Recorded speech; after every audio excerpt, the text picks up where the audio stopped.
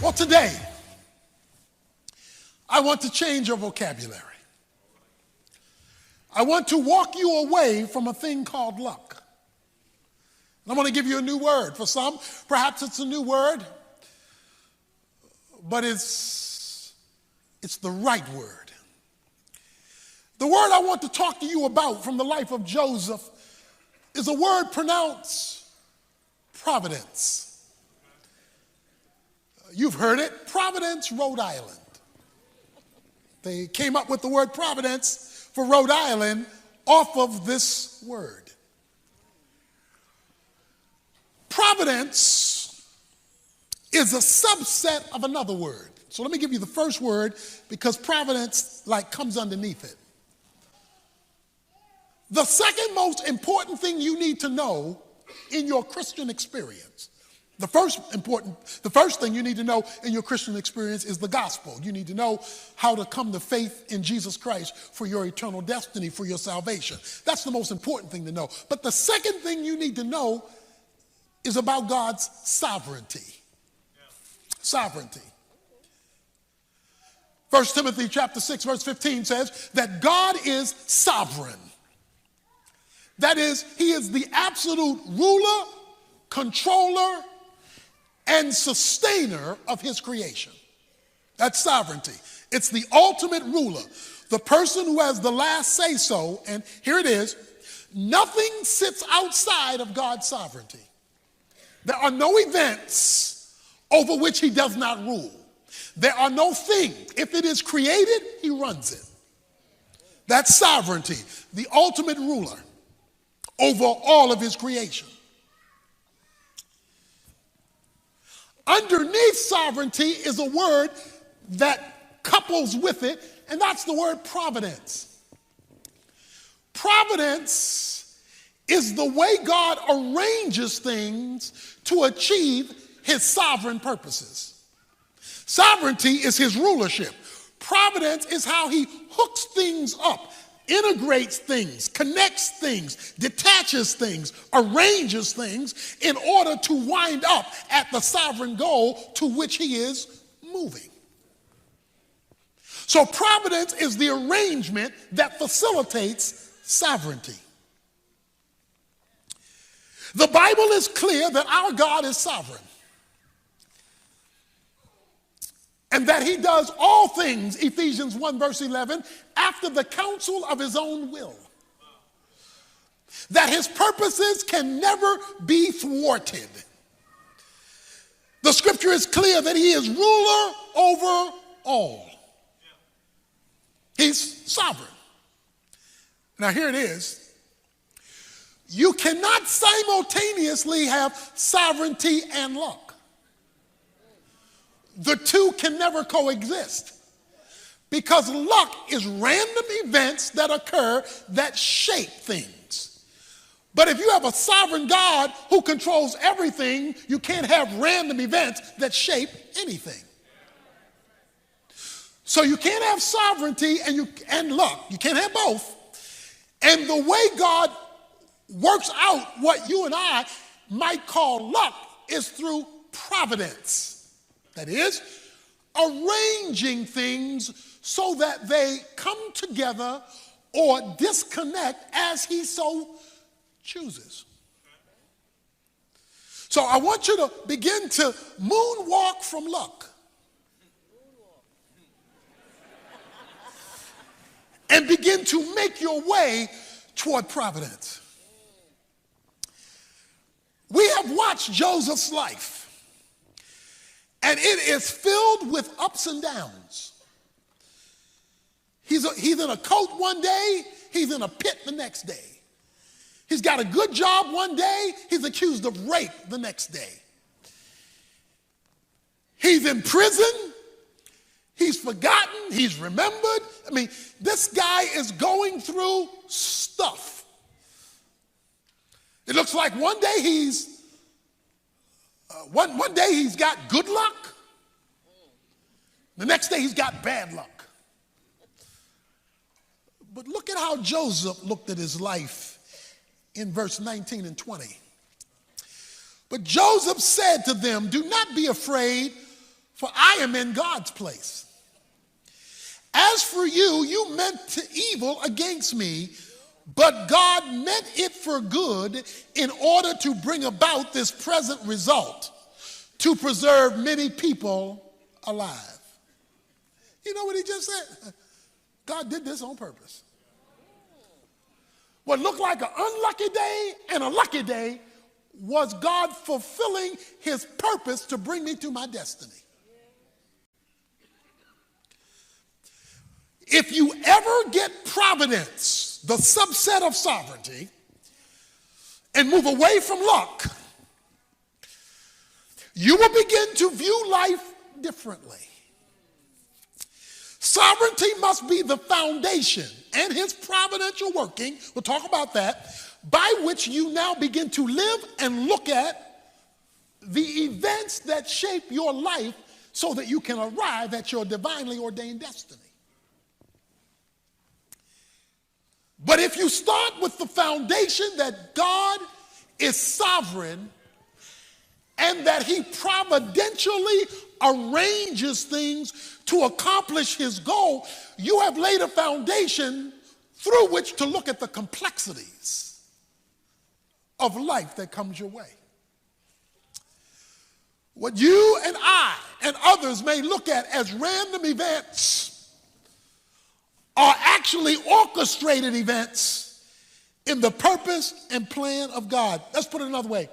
This mysterious thing called providence means God is sitting behind the steering wheel of history. And sometimes he's on the main highway, other times he's driving down back alleys. Sometimes it looks like he's going the wrong way on a one-way street. But he's steering the steering wheel of history to arrive at a destination. Now let's get this straight. Sovereignty and his providence, how he hooks things up, is not merely related to the big things that happen. See, we look at the big things and we say, well, either God was in it or God wasn't in it because it affected me greatly. Sovereignty is so complete and providence is so intricate that God includes the details. That's why Matthew 10 says that God knows every hair that's on your head and when it comes out. And he says he knows every sparrow that falls out of a tree. So when we talk about the sovereign providence of God, we're talking about not only that he controls the big things that get our undivided attention, but the little things we don't think twice about. Now, I know you like to think the devil is in the details, but God says I'm in the details. Because sovereignty covers everything, and providence is how he hooks the everything up in order to arrive at his specific purpose. Because God is sovereign, he is never caught by surprise, and he never says, oops, that one got away from me. He doesn't do that. Because if he's controlling the big and the little, that means he's not surprised by anything. What shocks you was long known by him. So here is the word. The word is providence. God arranging things. So let me help you right now about providence. The Bible says in Romans chapter 11, verse 33, God says that his ways are unsearchable. You can't Google his providence. You cannot sit at your computer and Google God's ways and get the intricate details of how he does what he does, because it is past finding out. So don't be surprised when God doesn't make sense. He's not supposed to.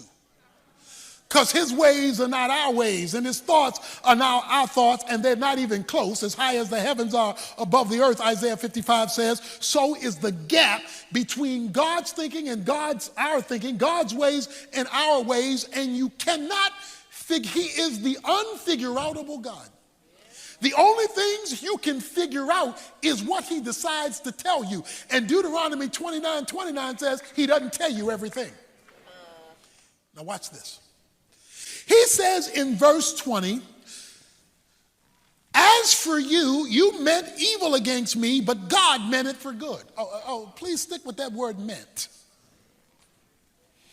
They did, his brothers, his family, did evil against him. And he says, and you meant it for evil. You messed up my life on purpose.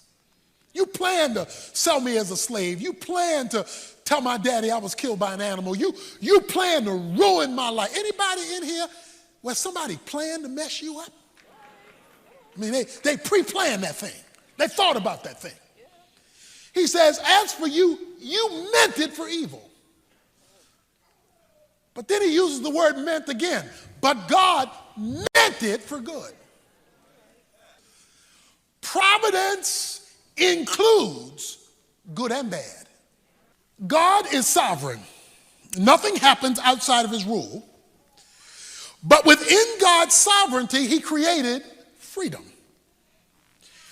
Freedom means you get to choose. There's no freedom without choice. You're free to say yes or no, to go or stay. God created freedom, but he's also sovereign. So how can he be sovereign and control everything and at the same time create freedom? Because freedom means I can do good or bad. I can be righteous or unrighteous. I can be evil or not. We've all done both because we are free. God is sovereign. He's created boundaries. But he's also created freedom. That freedom allows you to do bad or good, to be right or wrong. But he limits how free he lets free go.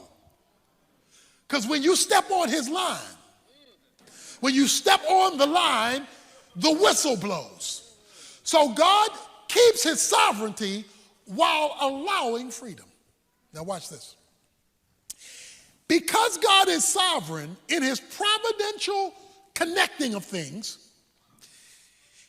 he either causes all things that happen or allows them to happen if he didn't cause it. God cannot sin. God cannot endorse sin. But what he will do is use it. He cannot do evil, but he will use evil to accomplish his purposes. Because Joseph says, you meant it for evil, but God meant it. The it that you meant for evil, he meant it for good. Let's put it another way. God used your mess in my life to bring me to this location. It's because you messed over me. I'm fulfilling my destiny. It's because you were trying to do me in. I'm in God's place. See, when you got a sovereign God like that, who can take folk messing over you to bring you to where he wants you, you don't want to hang out with luck. You want to hang out with providence. Because providence is how he arranges it for it to happen. Look, God is so good at his providential work of hooking stuff up and arranging stuff in order to accomplish his sovereign purposes. Luke 22, Jesus told Peter, the devil has asked permission to mess up your life, to sift you like wheat, and permission has been granted. So the devil is not just the devil is God's devil. Because even he only gets to be a good devil by permission. That's how sovereign God is. The devil doesn't even get to be good at his job without a divine okay. I know that's messing with you. But we've got to deal with the fact that God is sovereign. He says, you meant it for evil. You were out to get me. But God used that thing to bring me to this location. And when you're dealing with the providence of God, watch this now, you never see all there is. never see all that's taking place. You never see all the details that God is working out behind the scenes. In fact, what you do see often doesn't connect. There are parts that don't seem to relate to one another. That's because God is always doing more than one thing at a time. He's dealing with 50 million things at the same time. That's what makes him such a unique being. He can take billions of people at the same time and connect everything in order to accomplish our purpose and his destiny in our lives. And he's doing it all at the same time. But because we can't see it, sometimes it doesn't look like he's doing a thing. Sometimes it looks like he's asleep. Sometimes it looks like the phone is busy. Sometimes it looks like he's on vacation. That's because all you see is what you see. And if all you see is what you see, you do not see all there is to be seen. He says, you meant it for evil, but God meant it for good. In order to accomplish his purposes. Don't think that the King of Kings and Lord of Lords and the sovereign of the universe can't run over a situation that gets in his way. And as long as you have a sovereign God who controls providential activity, that means the people, the problems, and the circumstances in your life don't have the last word. Because God can run over anything that gets in his way. His position demands it. Providence, the sovereign hand of God, ruling and overruling all things. You meant it for evil. But the idea here is that God in his providential working takes good and bad to bring about, I like this, the present result. What is his present result? This man has reached his destiny. He's in the place God was taking him all the time. It took him 22 years to get here. When we started, he was 17. This is 22 years later. So it took him 22 years to arrive at this spot. Because we don't arrive at our destiny overnight. Very few people arrive there. It depends on what God's purposes are and whether we're cooperating or contradicting those purposes. Whether we're walking with him or walking against him, which can affect the delay or the development of our destiny. Our goal through this series is for everybody to end your life having reached your destiny. Even if it meant evil had to be used to get you there. Now, I know some of you are thinking, well, what if you're the one that did the evil? That's another sermon for another day. But God never endorses it, but he does use it. Here's the goal of God's providence. You know the scripture well. Romans 8:28. All things work together for good to them who love God and who are called according to his purposes. All things work together for good to those who love God and are called according to his purposes. God's goal in our destiny is always his glory and our good. God is the master weaver. And things are rarely as they appear. You have to know that. There's a statement in this story. I love this statement. Jacob, Joseph's father, he says this. He thinks Joseph is dead. Benjamin, his son, is being held hostage by Joseph, for those who've read the story. They're getting ready to lose Simeon. They're hungry because there's a famine in the land. And Jacob did like many of us when everything is going wrong. He threw up his hands and said, all these things are against me. You ever felt like that? Nothing's right. Everything's wrong. And what's broke gets broker. Just everything is just wrong. He says, all these things are against me. Little did he know. Joseph was fine, prince in Egypt. Benjamin was fine, Joseph taking care of him. Simeon was going to be fine, and they were all getting ready to go up to Egypt to eat. Because you never see all that God is doing when you're looking at it. You only see that piece that he wants to show you right now You say, why won't you show me the whole thing? So that you learn to walk by faith and not by sight. So that you and I learn to walk by faith and not by sight. We had a cruise to Alaska. It was a cruise, the Urban Alternative, our national ministry, we had a cruise for our donors, and we went to Alaska. A number of years ago, we went to Alaska, and on our way back, the captain said, we're going to hit a storm. The captain said, we're going to hit a storm, and it might be a rough storm. And boy, was it a rough storm. Because we were in a storm, and it was dark outside. Sister Evans picked up the telephone and said, I want to speak to the captain. I sat on the side of the bed and went, oh, Lord. She said, I want to speak to the captain. The lady said, the captain cannot come right now. We're trying to weather this storm. He cannot come right now. I'm so sorry because, this is turbulent, so we cannot come right now. She said, well, I just want to know. He told us, he knew we were going to go into this storm.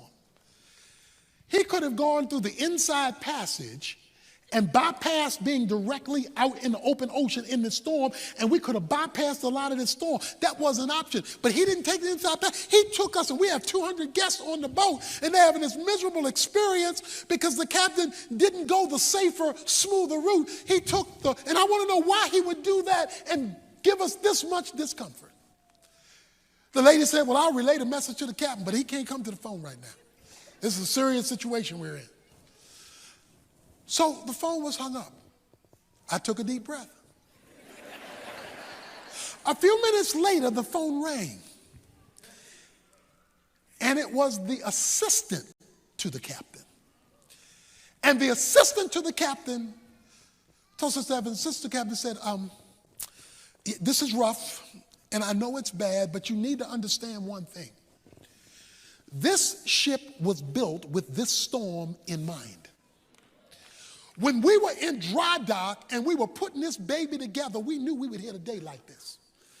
We knew we would hit a day when there would be all the world would collapse and there would be a storm like this, and all of that was taken into consideration before we ever launched. So even though it's uncomfortable and even though it's difficult, I just want you to know that you're going to reach your destination safely. Even though it's difficult sailing right now, because of what was built here and because of who's in charge here, we're going to get you from where we took you back to where you came from, and you're going to get there safely. You may be on rough seas right now.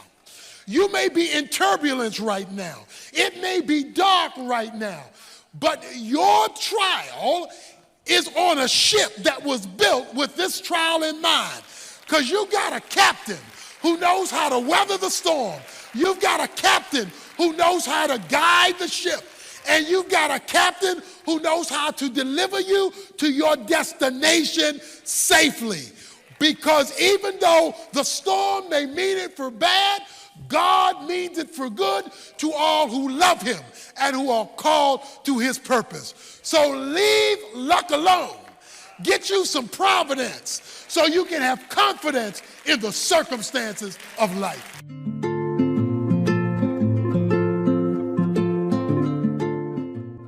I know it feels like luck, but the biblical word is providence. Providence is the mysterious way in which God interconnects people, places, things, and thoughts in order to bring about his desired result. Sometimes providence happens with big things, other times with small things, but they're always significant things because they change the direction of your detour.